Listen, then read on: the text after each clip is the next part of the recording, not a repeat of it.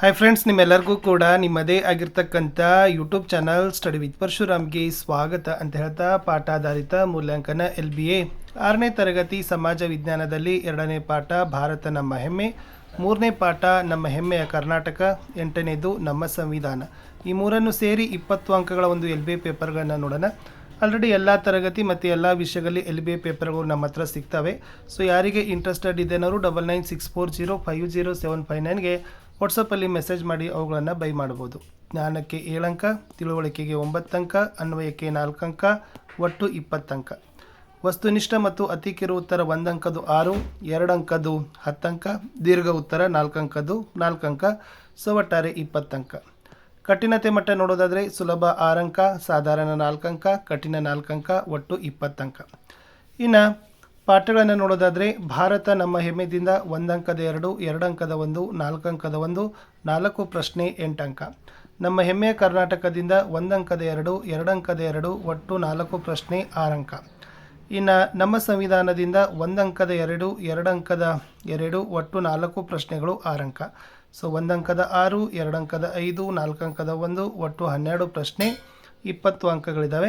So ಎಲ್ಲ ವಿಷಯಗಳಲ್ಲಿ LBA ಪೇಪರ್ಗಳನ್ನು ಆಕ್ಸೆಸ್ಗಳನ್ನು ಮಾಡಬೇಕಾದ್ರೆ ನಾನು ಒಂದು ವಿಡಿಯೋದ ಡಿಸ್ಕ್ರಿಪ್ಷನ್ ಬಾಕ್ಸ್ನಲ್ಲಿ 6ನೇ ತರಗತಿ LBA ಎಲ್ಲ ವಿಷಯಗಳಂತ ಒಂದು ಪ್ಲೇಲಿಸ್ಟ್ ಲಿಂಕ್ ಇದೆ, ಅದನ್ನು ಸಜೆಸ್ಟ್ ಮಾಡ್ತೀನಿ. ಅದನ್ನು ಹೋಗಿ ನೋಡಿದರೆ ಎಲ್ಲ ವಿಷಯಗಳ LBA ಪೇಪರ್ಗಳನ್ನು ನೀವು ಆಕ್ಸೆಸ್ ಮಾಡ್ಬೋದು. ಎಸ್, ಇದು 2ನೇ ಪಾಠ ಭಾರತ ನಮ್ಮ ಹೆಮ್ಮೆ, 3ನೇ ಪಾಠ ನಮ್ಮ ಹೆಮ್ಮೆಯ ಕರ್ನಾಟಕ, 8 ನಮ್ಮ ಸಂವಿಧಾನ, 3ರ ಸೇರಿ ಪಾಠ ಆಧಾರಿತ ಮೂಲ್ಯಾಂಕನ 6ನೇ ತರಗತಿ ಸಮಾಜ ವಿಜ್ಞಾನ. 20 ಅಂಕಗಳ ಪರೀಕ್ಷೆ ಇರೋದು. ಫಸ್ಟ್ ಮೇನ್ಸ್ ಬಿಟ್ಟ ಸ್ಥಳ ತುಂಬತಕ್ಕಂಥ 3 ಪ್ರಶ್ನೆಗಳನ್ನು ಕೇಳಿತ್ತು. ಜಗತ್ತಿನಲ್ಲಿ ಅಹಿಂಸೆಯ ಶ್ರೇಷ್ಠತಮ ಪ್ರತಿಪಾದಕರು ಡ್ಯಾಶ್. ಸರಿಯಾದ ಉತ್ತರ ಭಾರತೀಯರು. 2ನೇ ಪ್ರಶ್ನೆ ನಮ್ಮ ರಾಜ್ಯ ಡ್ಯಾಶ್ ಅಂತ ಕೇಳಿದ್ದಾರೆ, ಕರ್ನಾಟಕ. 3ನೇದು ಸಂವಿಧಾನದ ಹೃದಯ ಡ್ಯಾಶ್ ಅಂತ ಕೇಳಿದ್ರು, ಅದನ್ನು ಸಂವಿಧಾನದ ಪ್ರಸ್ತಾವನೆ ಅಂತ ಬರಿಬೇಕು. 1 ಅಂಕದ 3 ಪ್ರಶ್ನೆಗಳನ್ನು ಕೇಳಿದ್ದೀವಿ, ಪ್ರತಿ ಸರಿಯಾದ ಉತ್ತರಕ್ಕೆ 1 ಅಂಕ. 3 ಪ್ರಶ್ನೆ 3 ಅಂಕ. ಭಾರತ ಎಂಬ ಹೆಸರು ಹೇಗೆ ಬಂದಿತು? ಸೊ ಭರತ ಚಕ್ರವರ್ತಿ ಆಳಿದ ನಾಡು ಆಗಿರೋದ್ರಿಂದ ಈ ಪ್ರದೇಶಕ್ಕೆ ಭಾರತ ಎಂಬ ಹೆಸರು ಬಂದಿತು.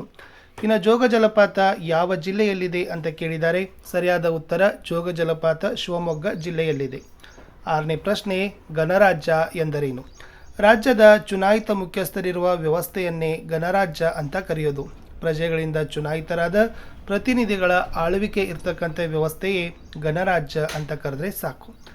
ಇನ್ನು 2 ಅಂಕದ 5 ಪ್ರಶ್ನೆಗಳಿದ್ದಾವೆ, ಒಟ್ಟು 5 ಪ್ರಶ್ನೆ, ಪ್ರತಿ ಸರಿಯಾದ ಉತ್ತರಕ್ಕೆ 2 ಅಂಕ, ಟೋಟಲಿ 10 ಮಾರ್ಕ್. ಪ್ರಶ್ನೆ 7 ಭಾರತೀಯ ಮೌಲ್ಯಗಳನ್ನು ತಿಳಿಸಿ ಅಂತ ಕೇಳಿದರು.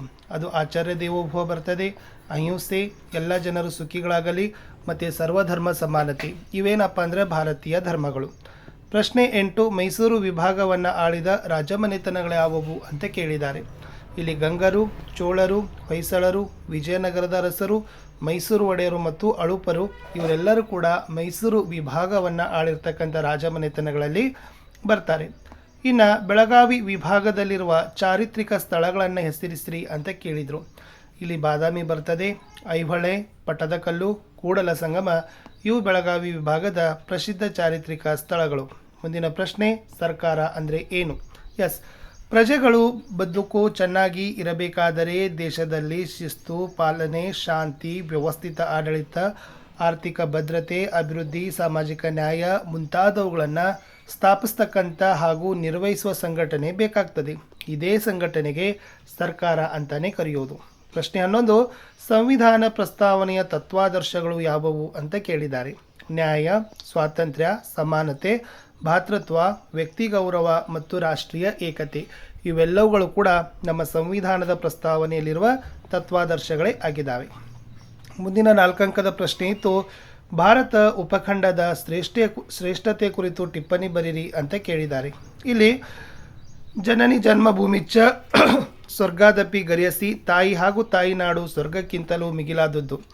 ಭಾರತವು ಮಾತೃಭೂಮಿಯ ಬಗೆಗಿನ ಗೌರವ ವಿಶ್ವವ್ಯಾಪಿಯಾದದ್ದು. ಭಾರತವನ್ನು ಪ್ರಾಚೀನ ಕಾಲದಿಂದಲೂ ಉಪಖಂಡವೆಂದೇ ಕರೀತಾರೆ. ದಕ್ಷಿಣ ಏಷ್ಯಾದ ಹಲವು ದೇಶಗಳನ್ನು ಒಂದುಗೂಡಿಸಿ ಉಪಖಂಡ ಎಂದು ಕರೀತಾರೆ. ಭಾರತ ಗಣಿತ, ವಿಜ್ಞಾನ, ಯೋಗ, ಸಂಸ್ಕೃತಕ್ಕೆ ತನ್ನದೇ ಆದ ಕೊಡುಗೆಗಳನ್ನು ನೀಡಿದೆ. ಭಾರತ ಹಲವಾರು ಧರ್ಮಗಳಿಗೆ ಉಗಮದ ಸ್ಥಾನವಾಗಿದೆ. ಪ್ರಾಚೀನ ಕಾಲದ ವಿಜ್ಞಾನಿಗಳಾದ ಆರ್ಯಭಟ, ಬೋಧಾಯನ ಮೊದಲಾದವರು ವಿಜ್ಞಾನ ಕ್ಷೇತ್ರಕ್ಕೆ ಕೊಡುಗೆಗಳನ್ನು ನೀಡಿದ್ದಾರೆ. ಪುರಾಣಗಳ ಪ್ರಕಾರ ವೃಷಭನಾಥನ ಮಗ ಹಿರಿಯ ಮಗ ಭರತನೆಂಬ ರಾಜನು ಆಳಿದ ನಾಡು ಭರತಖಂಡ, ಭರತ ವರ್ಷ ಅಂತ ಅನಿಸಿಕೊಂಡಿದೆ. ಭಾರತದ ಪ್ರಾಚೀನತೆಯನ್ನು ಜಗತ್ತಿಗೆ ಪರಿಚಯಿಸಿದವರು ಆಂಗ್ಲ ವಿದ್ವಾಂಸರು. ಭಾರತದ ಹಲವಾರು ಗ್ರಂಥಗಳನ್ನು ಸಂಸ್ಕೃತದಿಂದ ಇಂಗ್ಲಿಷ್ಗೆ ಭಾಷಾಂತರ ಮಾಡಿದರು. ಭಾರತದ ಸಂಸ್ಕೃತಿ, ಆಚಾರ, ವಿಚಾರ ಜಗತ್ತಿಗೆ ಪರಿಚಯವಾದವು. ಭಾರತದಲ್ಲಿರುವ ಹಿಂದೂ ಧರ್ಮ ಬೇರೆ ದೇಶಕ್ಕೂ ಹರಡಿತು. ಭಾರತ ಅಹಿಂಸಾ ಪ್ರತಿಪಾದಕ ದೇಶವಾಗಿದೆ. ಅಹಿಂಸಾ ಪರಮೋ ಧರ್ಮ ಎಂದು ಹೇಳಲಾಗಿದೆ.